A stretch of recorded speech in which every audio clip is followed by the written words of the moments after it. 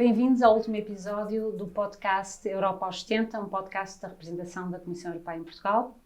Este episódio vai ser ligeiramente diferente dos outros. Temos aproveitado para trazer convidados peritos em muitas áreas das quais temos debatido, áreas importantes na construção europeia. Estamos a falar da ciência e da inovação, da sustentabilidade, do digital, das reformas institucionais, da coesão e tantos outros temas, cultura, social, tantos outros temas que partilhamos com os nossos convidados ao longo desta série de podcasts. E hoje decidimos fazer uma coisa ligeiramente diferente. Trouxemos também 3 especialistas destes assuntos europeus, mas sobretudo jovens que têm possivelmente uma visão diferente daquilo que são os desafios da União Europeia, daquilo que precisamos para construir uma União Europeia melhor, e são os 3 vencedores do nosso Hackathon Só Teu. Eu passo a explicar o que é o Hackathon Só Teu, que não é necessariamente uma terminologia conhecida de todos os portugueses. Nós este ano, para dinamizar o discurso da Presidente, que é o acrónimo Só Teu, é State of the Union Speech, ou o discurso do Estado da União, que é proferido pela Presidente da Comissão Europeia todos os anos perante o Parlamento Europeu. É um discurso importante, porque marca o trabalho da Comissão feito até então e lança também os desafios e as propostas para o futuro. E para o lançar e comunicar junto ao público português, desafiamos os portugueses para escreverem o seu próprio discurso da União. E foram muitos os participantes e os corajosos que durante o mês de agosto responderam a este desafio, e temos aqui hoje em estúdio os três convidados, os três vencedores, mais do que convidados, que tiveram a oportunidade não só de ganhar o Hackathon, mas também depois de, juntamente com os nossos parceiros mídia, estou a falar do Observador, da TSF e da Renascença, dar a comunicar o seu próprio discurso aos portugueses. Foram 2 dias de debates muito intensos e, por ser um dia, um episódio especial, gostaríamos e não poderíamos deixar de os convidar para partilharem a vossa visão aqui connosco. E para isso temos hoje connosco o Nuno Heitor, que representa a equipa vencedora, Primavera, juntamente com a Beatriz Capão e a Sofia Grilo. O Nuno vive em Lisboa, fez recentemente 23 anos, estuda Engenharia Biomédica e participou porque diz que a mudança é necessária e está especialmente preocupado com a sustentabilidade social e ambiental. Bem-vindo, Nuno. Muito obrigado. Temos também o Tiago Cunha, que representa a equipa que foi em segundo lugar, os Beauties and the Beast, composta pelo Tiago, pela Laura Lisboa, a Maria Leonor Carapuça, a Ana Beatriz Basílio e a Margarida Magalhães. O Tiago vive em Vila Nova de Gaia e nasceu em 2000. É estudante de Direito e é muito ativo em políticas de juventude e de educação, faz voluntariado junto aos sem-abrigo e preocupa-se com o papel geopolítico da União Europeia. E desde Bonn, na Alemanha, temos, que ligou-se remotamente a nós, o Ricardo Duque Gabriel, ficou com medalha de bronze e participou individualmente. Foste o único solo, Ricardo. Com 25 anos, vive na Alemanha, onde estás a fazer o teu doutoramento em Economia. Dedica-se ao combate à desinformação e à maior participação dos jovens na vida política. Muito bem. Muito bem-vindos então, e vamos começar então a nossa conversa. Não vos vou perguntar se gostaram do Hackathon, tenho a certeza que sim, mas vamos fazer um warming up com uma cascata de ideias. Eu vou-vos lançar uma palavra a cada um e gostaria que vocês me dissessem a primeira coisa que vos vem à cabeça, mesmo que seja um disparate. Muito original esta para ti. União Europeia. Necessidade. 70 anos. Que venham mais 70. Ricardo. Jovens. Preocupação. Ora bem, e com estas 3 ideias vamos começar então a nossa conversa. Este podcast também vai ter uma modalidade diferente, é que eu vou dar a oportunidade a estes nossos convidados tão especiais de, já que estamos aqui em conversa, também me fazerem perguntas. Portanto, vai ser, não vou tanto entrevistar, vou também vos dar a possibilidade de me entrevistarem ou também de perguntarem aquilo que acharem relevante. Nuno, tu indicaste a complexa questão das migrações. Tu, Tiago, tu referiste o fim da unanimidade para as questões, nomeadamente política externa e de segurança e defesa. E o Ricardo, tu apontaste para aumentar a contribuição dos Estados-membros para o orçamento da União Europeia. Como avaliam, são temas, eu diria que são temas que foram todos eles tocados no discurso da Presidente. Como é que avaliam o discurso da Presidente? Começo por ti, Nuno. Ok. Portanto, no que toca a migrações, eu penso que a mensagem da Presidente é muito clara e baseia-se em não podermos deixar ninguém para trás. Agora, é um assunto claramente complicado, porque se não fosse já estaria resolvido, e penso que todos os Estados-membros têm que colaborar e mesmo que não seja com contribuições iguais ou em percentagens iguais de acolhimento de refugiados e para os incluirmos nas nossas sociedades, porque há uma forma mais prática, mais pragmática de o resolver, porque há grandes campos de refugiados que estão cheios e que estão a abarrotar e com condições desumanas e nós precisamos de uma resposta eficaz para resolver esse problema. Achas que vamos conseguir? Desta Eu vez acho com o novo pacto? que as ideias estão lá. Eu acho que as ideias estão lá e a mentalidade da Comissão Europeia parece estar alinhada com o que eu acho que deverá ser o nosso comportamento relativamente a esta situação. Agora, há muito trabalho para fazer e concretizar aquilo que é uma mudança e uma integração de cidadãos que não são europeus nas nossas sociedades não é linear e muitas vezes nem é bem aceito pelas sociedades em si e passa pela sensibilização de toda a gente e muitas vezes, infelizmente, tem que se recorrer ao choque, à necessidade de mostrar como é que estas pessoas estão a viver, que condições desumanas são estas em comparação com as nossas, que nós somos privilegiados todos por estar aqui. E também, se calhar, mostrar o valor que estas pessoas trazem para as nossas sociedades. Exato, não é? porque elas não são são como necessariamente nós. um fardo, um peso, mas também trazem muito conhecimento e trazem muitas coisas boas e mostrar pessoas também de sucesso e que vivem agora nas nossas sociedades. Tu falaste exatamente, Tiago, referiste o fim da unanimidade para as questões de política externa. Sim, O que é que achas que será possível? A Presidente também disse que era a altura, pelo menos para dois tipos de decisão, não é? As condenações por violação de direitos humanos e violações graves, e a outra questão relativamente às sanções. Tu achas que isto será possível convencer os Estados-membros a abandonar a unanimidade, pelo menos em determinadas matérias de política externa? Eu acho que não é algo fácil, mas acho que a Presidente da Comissão também tem essa noção.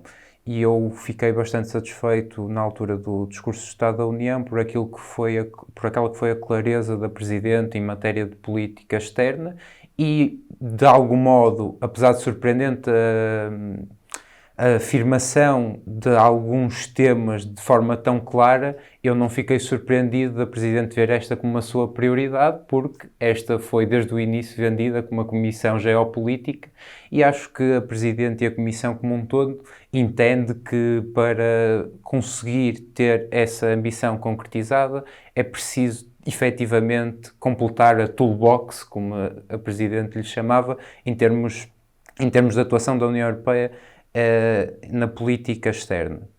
Se eu acho que os Estados-membros vão ceder, eu diria que será um debate extremamente difícil. Muito bem. E tu, Ricardo, tu queres que os Estados-membros contribuam mais para o orçamento da União Europeia? Como é que vamos convencer os Estados-membros a serem menos forretas? Sinceramente, não vamos. Mas podemos tentar.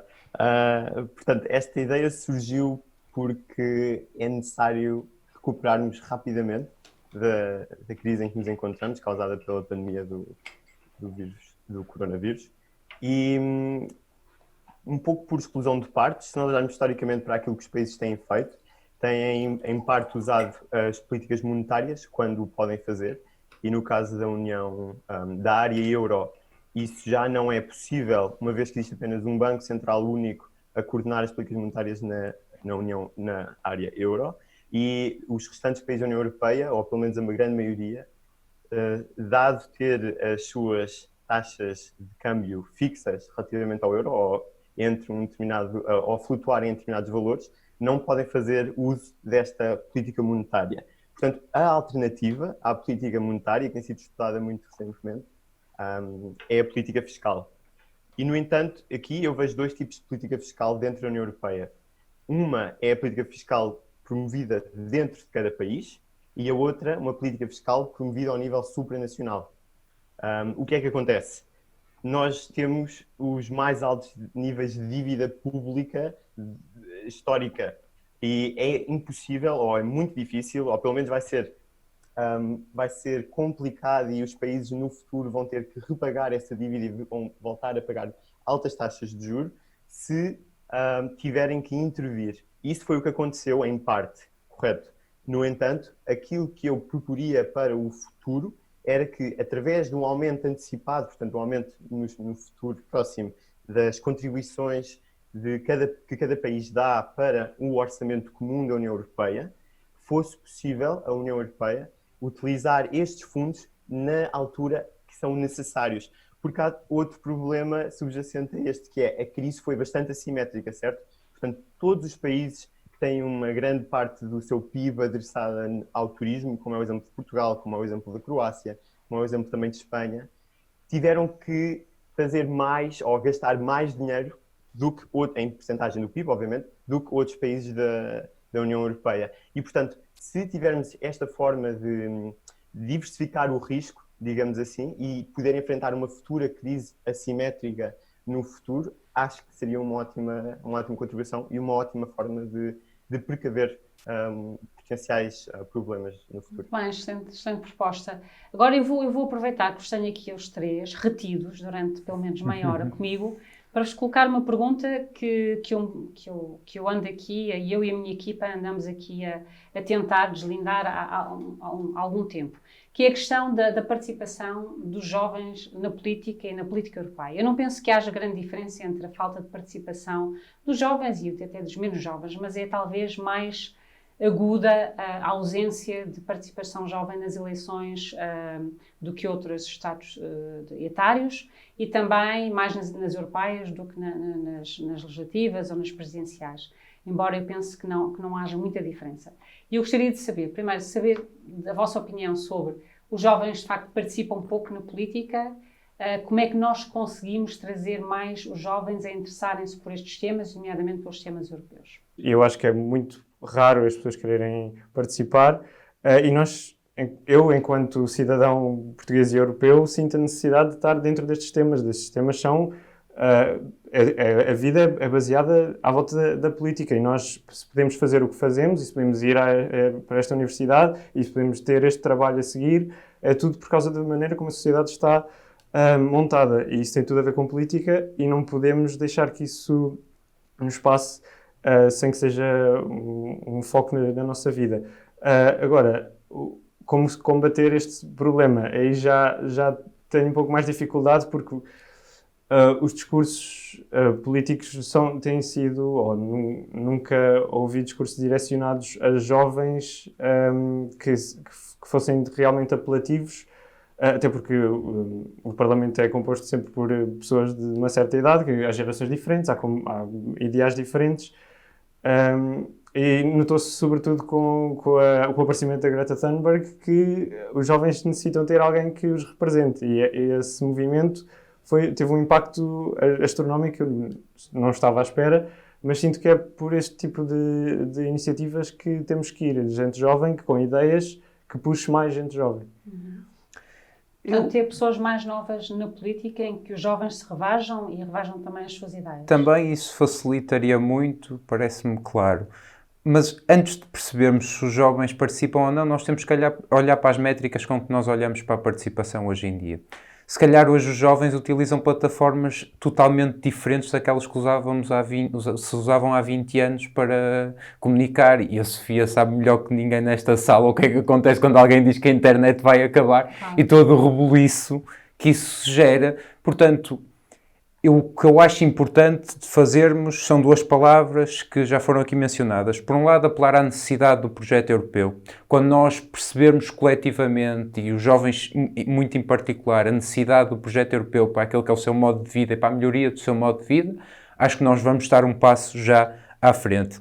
E depois tentar, de algum modo, trazer essas novas formas de participação a mobilizar. Falava-se agora, e muito bem, de como a Greta conseguiu mobilizar de uma plataforma para as ruas e lutar Por isso, portanto, por um lado, apelar e reforçarmos esta necessidade e depois, e esta parece-me verdadeiramente a dimensão mais difícil, que é, perante as novas métricas de participação, mobilizar para formas mais clássicas e, se calhar, a forma mais clássica de todas é mesmo o voto e é por isso que, se calhar, não participamos tanto nas eleições europeias ou estamos mais desligados da democracia. Ricardo. Ok, primeiro tenho a dizer que, em defesa dos jovens, nas últimas eleições europeias, o turnout dos jovens aumentou consideravelmente. Até aos 25 anos, se não estou em erro, aumentou em 20 pontos percentuais e até entre os 25 e os 39, 12 ou 14 pontos percentuais, se não estou em erro. E, portanto, é uma mudança que está a acontecer. Portanto, é importante referir isto, é importante referir e dizer aos jovens aí fora, é um movimento que já está a acontecer. Portanto, juntem-se a nós, juntem-se a quem gosta e quer saber sobre política e quer ter o poder de decisão e ajudar a eleger os nossos representantes.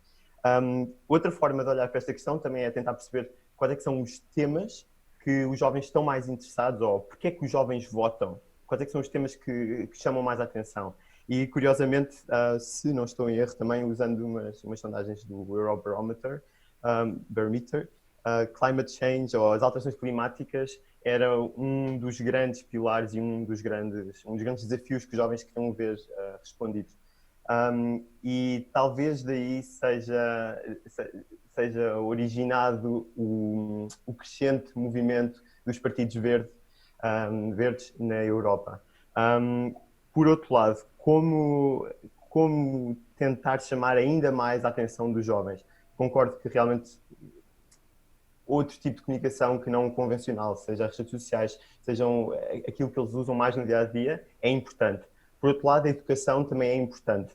Eu lembro-me que até o meu 12º ano ouvi muito poucas vezes falar da União Europeia, do que era a União Europeia, do que fazia a Comissão Europeia. Qual é que era a diferença entre a União Europeia, o Parlamento Europeu, a Comissão Europeia, o Conselho Europeu? O que é que consiste isto? Como é que eles fazem decisões? Como é que eu, como europeu, me vejo representado nestas instituições? Como é que eu, como cidadão europeu, pois nasci em Portugal, como é que eu posso tentar fazer melhor? Exato, eu acho que não há receita também, sinceramente, nestes últimos 4 anos cheguei à conclusão que não há receita mágica, não há. Temos vários ingredientes, temos que jogar com estes ingredientes todos. Nós, da nossa parte aqui na Comissão Europeia em Portugal, o que temos feito é trazer mais jovens para a política. Nós não os podemos trazer porque não temos partidos políticos, mas, portanto, apelar a isso. Mas a verdade é que temos agora comissários muito jovens. Temos talvez o comissário do Ambiente, não sei exatamente neste momento a idade que ele tem, mas tem cerca de 30 anos, portanto é mesmo muito jovem, o que é um bom sinal de que pessoas tão jovens já conseguem chegar a um topo, aquilo que é considerado topo de carreira nestas andanças. Depois, dar a conhecer mais sobre a União Europeia, a importância da União Europeia.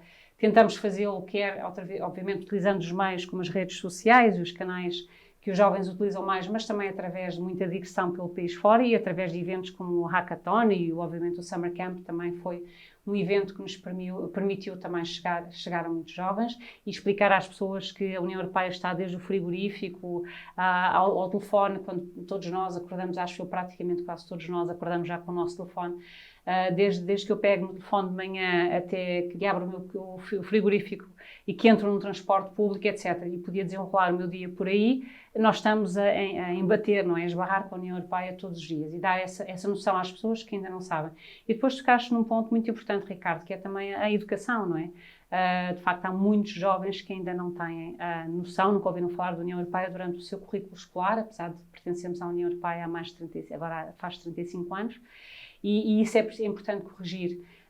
Mas são, de facto, acho que o crescimento dos populismos e de partidos mais radicais e até anti-União Europeia nas últimas eleições em muitos Estados-membros levou a essa tomada de consciência, acho que por todos, não só por parte das instituições, mas também dos governos nacionais, e alguns, obviamente, vão querer ajudar e, por exemplo, levar a União Europeia à escola, outros menos, não é? Outros não estão muito interessados em que a União Europeia entre no país deles, mas isso, de facto, também é uma realidade com a qual temos que viver. Mas eu agora gostava também de vos dar a oportunidade de me colocar em questões e aos outros participantes nesta discussão.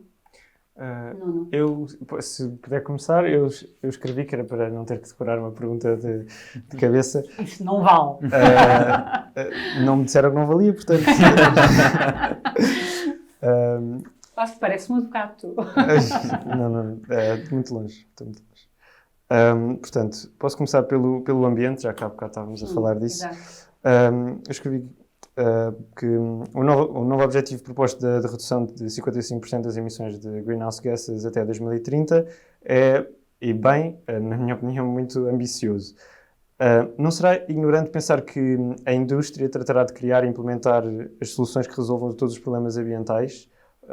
Serão os cidadãos capazes de mudar hábitos e comportamentos, o que é indiscutivelmente necessário para atingir as metas propostas, sem incentivos diretos? Como é que vamos promover estas mudanças, sabendo que, por exemplo, os presentes hábitos alimentares e desperdício alimentar têm impactos brutais nas emissões? Eu acho que tem que ser, como a Presidente disse recentemente, e nós temos dito, tem que ser de facto um trabalho de todos. Agora, obviamente que há 3 atores, as políticas públicas, não é? A nível da União Europeia de cada país, os incentivos que vão ser dados para haver mudanças de comportamentos, quer das empresas, quer dos cidadãos. Depois, as empresas, sejam elas as multinacionais como as microempresas, e em terceiro, os consumidores. Todos nós temos um papel. Agora, faz as políticas públicas, o Green Deal vai fazer a legislação em várias áreas, desde a biodiversidade, alterações climáticas, agricultura, transportes, etc., energia, etc., que vai dar necessariamente os incentivos para que as empresas façam essa alteração do seu modelo económico e dos seus métodos de produção.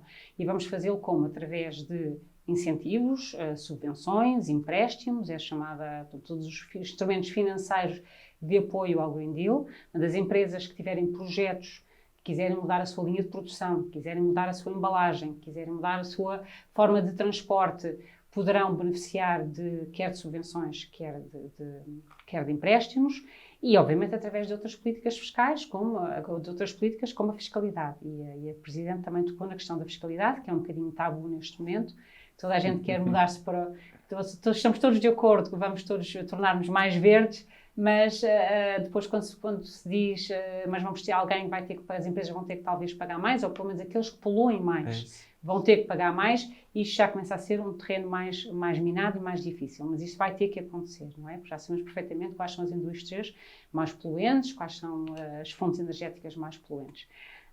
E depois, relativamente aos consumidores, obviamente nós não podemos pedir às pessoas que façam elas sozinhas, que sejam elas que vão mudar e que vão agora deixar de consumir e vão passar a andar a pé, não é? em vez de andar de transportes. Agora, o facto de as pessoas temos que sensibilizar e comunicar, explicar às pessoas que podem talvez ter o mesmo nível de conforto adotando outro tipo de comportamentos, explicar quais são as alternativas, explicar como é que se recicla corretamente, mas também ter a certeza que quando reciclamos, de facto, depois o resto da fileira continua e as coisas são efetivamente, o lixo é efetivamente separado. Ou seja, podemos, comunicando, educando e apelando às pessoas para que elas também tenham essa alteração de comportamento.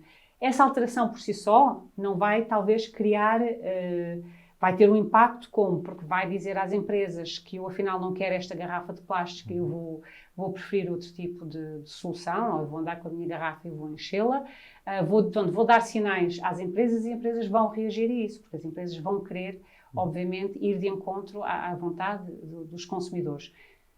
Mas só por si os consumidores não vão fazer a revolução verde. Portanto, tem que ser, são peças de puzzle, mais uma vez, é o conjunto de todas estas peças que nos vão nos permitir chegar a essas metas.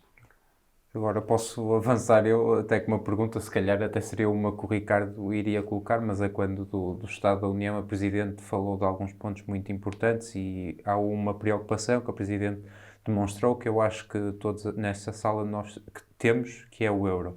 Só que a Presidente falou da preocupação e da necessidade de dar força ao euro, mas não explicou muito bem que reformas, que tipo de mudanças é que estaria a implementar. Portanto, se a senhora representante nos pudesse... Sim, há uma mudança muito que vai necessariamente influenciar o papel do euro e que vai ser a emissão de obrigações pela Comissão Europeia. Portanto, isso vai ser muitíssimo importante, porque é um valor bastante avultado e vai levar a que as obrigações sejam emitidas em euro e, portanto, que haja mais euro a circular no mundo e que o euro seja utilizado como uma currency, não é? Portanto, como que agora não me está a ocorrer o nome, mas e fazer de pouco a pouco que o euro se reforce relativamente ao dólar.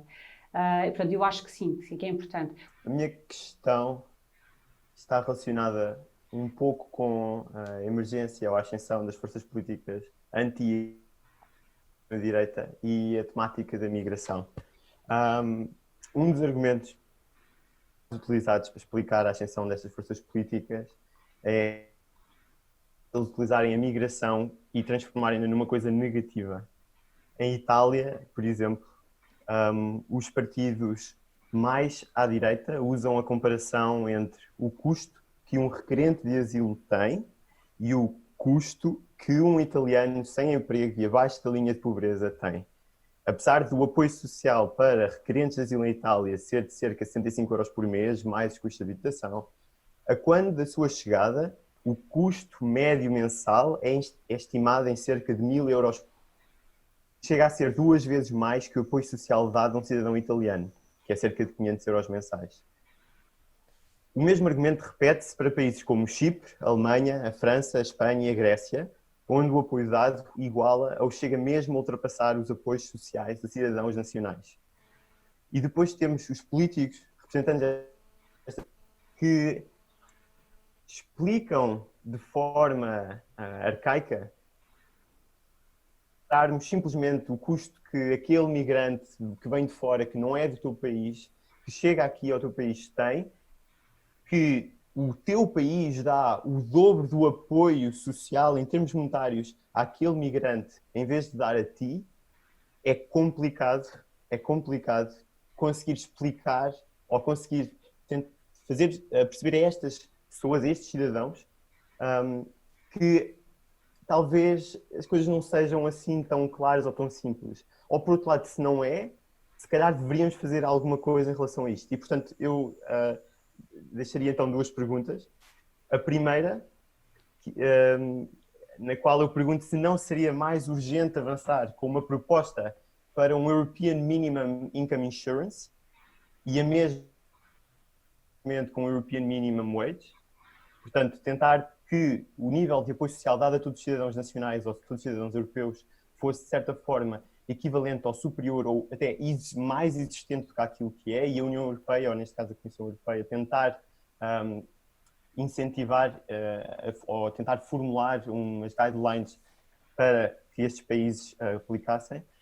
E depois a minha segunda questão é como pode a Comissão Europeia ajudar a combater os sentimentos que alguns europeus têm de crescente injustiça e de não querer pertencer a uma União Europeia que apoia mais os de fora do que os de dentro. Isto não é a minha opinião, mas vamos responder a este desafio. Claro, e é sempre um argumento utilizado pelos populistas. Eu tenho a certeza que as contas estão mal feitas, não é? Porque se nós compararmos os custos de um cidadão e os custos de um refugiado, não sei, acho que não serão muito diferentes, mas obviamente, e os subsídios com certeza que também não tenho noção do quanto exatamente dos subsídios de rendimento mínimo nacional em todos os Estados-membros, mas imagino que não sejam superiores ao subsídio que uma família, que um refugiado receberá. Mas é sempre um argumento, eles fazem-se mal as contas, atiram-se uma coisa para um PowerPoint ou para um slide nas redes sociais, e é um argumento fácil e que todos utilizam. Os Estados Unidos também utilizam bastante. Agora, como é que nós podemos evitar isso? Claro que seria desejável que todos os Estados-membros tivessem um rendimento mínimo nacional, que esse rendimento mínimo nacional fosse suficiente para permitir a qualquer pessoa sobreviver, sem tirar o incentivo também de participar ativamente na sociedade, porque há sempre esse trade-off nos rendimentos mínimos nacionais, como o subsídio de desemprego, quer dizer, qualquer pessoa já sabe isso. Agora, porquê que a União Europeia não entra diretamente no rendimento mínimo nacional? Porque a União Europeia ainda não é uma federação, ainda não é, para alguns felizmente que não é uma federação, e por isso não há transferências internas do orçamento da União Europeia para os Estados-membros mais pobres, pondo as coisas de forma mais simples, para eles poderem apoiar os seus cidadãos. E nunca se quis que a União Europeia fosse uma federação. Até agora, não é esse o projeto político que está em cima da mesa, não é? A tua segunda pergunta, Ricardo, era ainda mais difícil, não é? Como é que respondemos a estes populistas? Eu acho que responder é fazer. Acho que nós podemos comunicar o que quisermos, nós podemos andar a correr. Eu posso andar a correr Portugal de cima a baixo. Eu acho que a partir do momento em que, por exemplo, se adotou pela primeira vez um orçamento, não que o orçamento em si tenha sido muito mais ambicioso, mas com o plano de recuperação e resiliência é sem dúvida os 1,8 bilhões para serem gastos nos próximos 7 anos pelos Estados-membros para poderem fazer face a esta crise. Eu acho que já demos uma resposta que satisfaz as pessoas. As pessoas percebem, vem aí dinheiro que me vai ajudar a manter o emprego, vai ajudar a manter o meu rendimento, etc. E por aí fora. Portanto, eu acho que é dando respostas às pessoas que nós apoiamos a Por que União não Europeia. apoiar jornalismo independente? Por que não apoiar jornalismo de investigação que faça um trabalho de qualidade, de forma independente, sem strings attached, como costumamos dizer? Porque é que a União Europeia ou a Comissão Europeia não pode criar um fundo para apoiar jornalismo independente? Essa é a questão. Bom, essa questão tem sido muito debatida. Nós já apoiamos o jornalismo independente, porque nós, não é? Nós já temos muitos projetos, nós lançamos muitos concursos, ao qual muitos jornalistas concorrem, para divulgarem, obviamente, para falarem, para investigarem sobre a União Europeia ou sobre temas que interessam à União Europeia. Agora, mais uma vez, não temos um fundo de transferências diretas. E isto é porque eu penso, e vou dar a minha resposta pessoal, não sei qual é a resposta institucional, apesar de eu saber que é um tema que está em cima da mesa e que terá algum desenvolvimento nos tempos mais próximos, porque, de facto, precisamos de uma imprensa informada, profissional e independente para combater, nomeadamente, a desinformação, para comunicarmos melhor. Mas há sempre um dilema, que é o dilema de até que ponto é que essa imprensa, se for apoiada financeiramente por uma instituição pública, será verdadeiramente independente.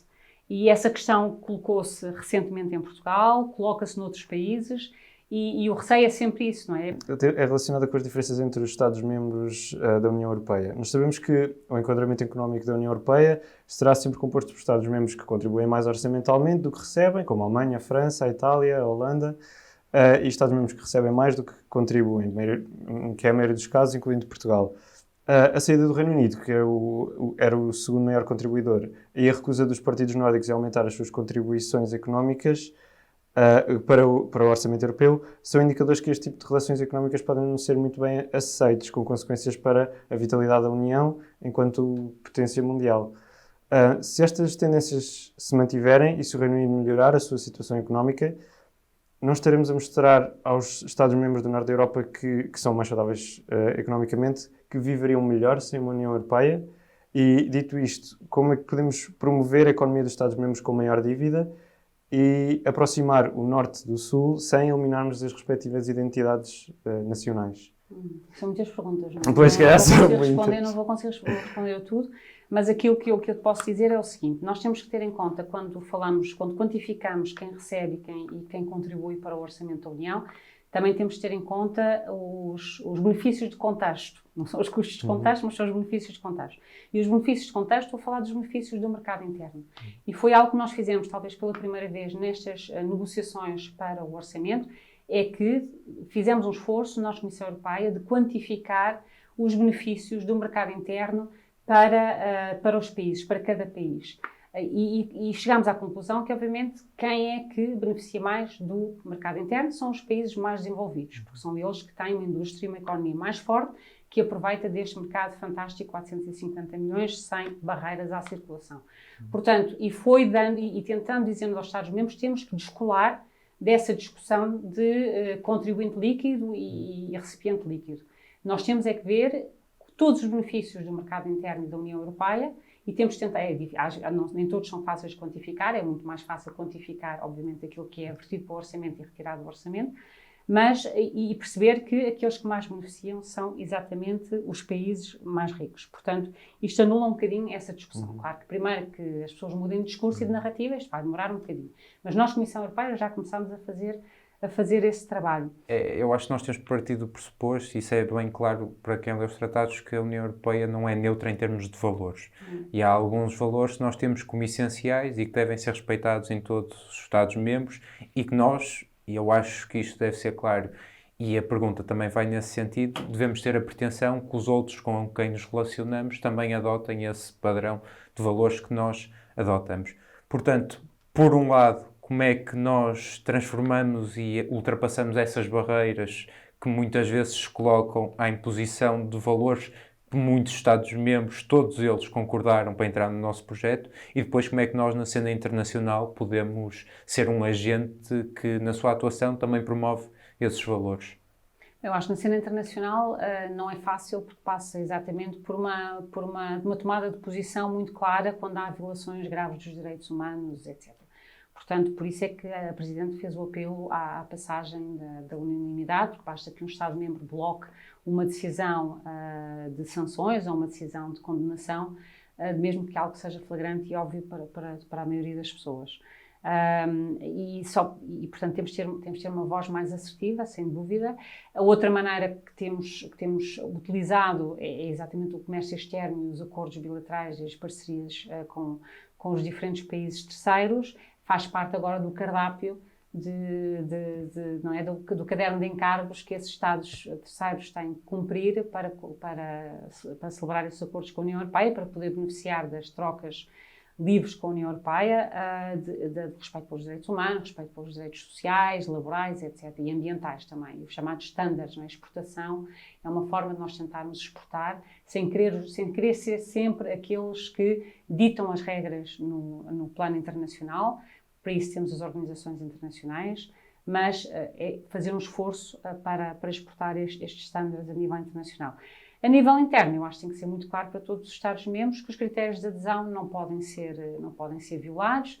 Claro que nós sabemos bem que isto é mais fácil dizer do que fazer, que tem sido muito difícil relativamente a determinados Estados-membros onde tem havido uma deriva no que diz respeito ao Estado de Direito, à liberdade de imprensa e outros valores que são primordiais na União Europeia. Mas por isso é que a Comissão vai agora lançar um relatório sobre o Estado de Direito, sobre o Estado de Direito, em todos os países, para não haver discussão que isto visa apenas alguns. Portanto, todos os Estados-membros têm que responder, e se calhar se todos fizermos uma análise interna do estado da nossa justiça, porque a justiça até pode ser independente, mas ela é muito lenta, isso também não viola os direitos dos cidadãos, sei lá, da liberdade de imprensa e outros critérios. Se todos nós fizermos essa análise interna, então aí vamos poder comparar factualmente para não dar aso a que isto seja uma discussão ideológica de uns Estados-membros contra outros. Vamos ter que terminar, porque senão os nossos ouvintes, se ainda não nos ligaram, vão desligar em breve, porque está a ficar um bocadinho longo, mas as conversas são sempre,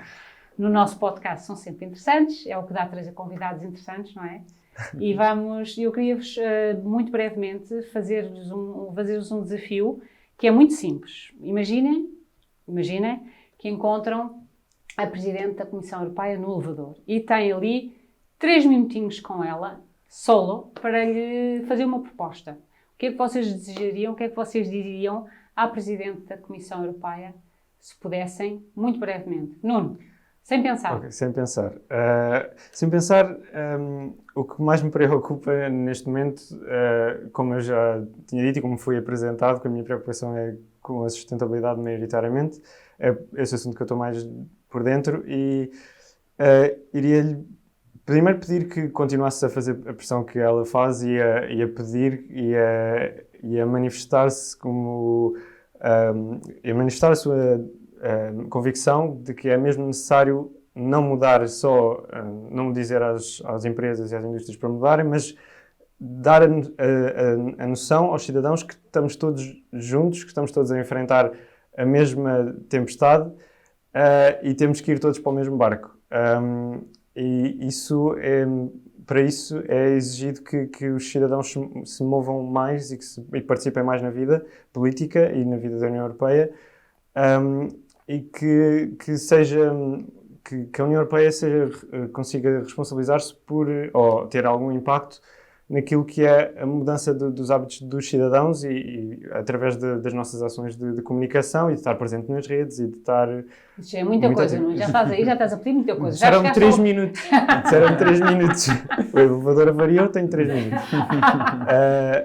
E basicamente era isso, era pedir-lhe que não deixasse... Que seja uma os líder cidadãos- forte e que motive os seus cidadãos a mobilizarem-se. mobilizarem-se. Eu, como Tiago. se calhar a avaria no meu elevador seria mais curta, eu pediria só à Presidente da Comissão Europeia para adotar um europeísmo consequente. E isso significava tão simplesmente assumir que tem as suas prioridades e que elas se calhar não vão satisfazer a todos os cidadãos da União, nem a todos os chefes de governo e de Estado da União, e trabalhar a partir daí.